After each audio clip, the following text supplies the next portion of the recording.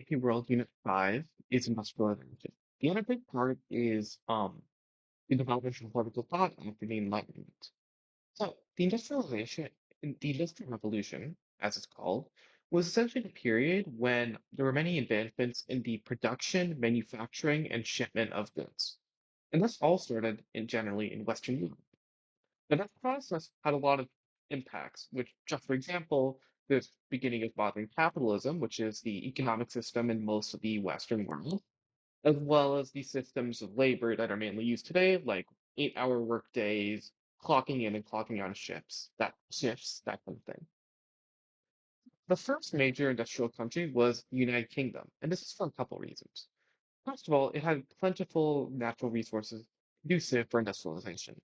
It had water to fuel the mills, were the first fuel the textile mills that were the first major industrial factories, and had the coal to power the later industrial factories for stuff like iron. Next, it was also quite peaceful. Unlike a lot of the rest of Europe, which had been ravaged by the Napoleonic Wars, England escaped all that, therefore allowing for more stable economic growth.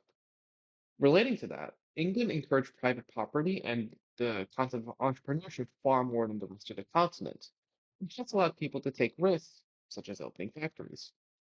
And finally, to actually staff these factories, England had another advantage in that recent agricultural advancements made many farm workers were no longer needed to work the fields, therefore allowing them to work in the factories. Now, let's move on to some other countries. Germany and France, as well as the rest of Western Europe, had a couple other factors limiting their initial industrialization. For one, especially in France, the urban centers were quite small, and urban centers is where the factories were made. So, if they were small, they couldn't find enough people to work in the factories, so it can be done. Finally, a lot of Europe had been ravaged by the Napoleonic Wars, as mentioned earlier, which greatly hampered economic development. Finally, the United States was another early center for industrialization, mainly for one reason: the US has lots of human capital, which essentially meant the US had lots and lots of people to work in factories, which gave them a higher advantage compared to the UK or really any other country because their populations were just small. Yeah, that's industrialization in AP World.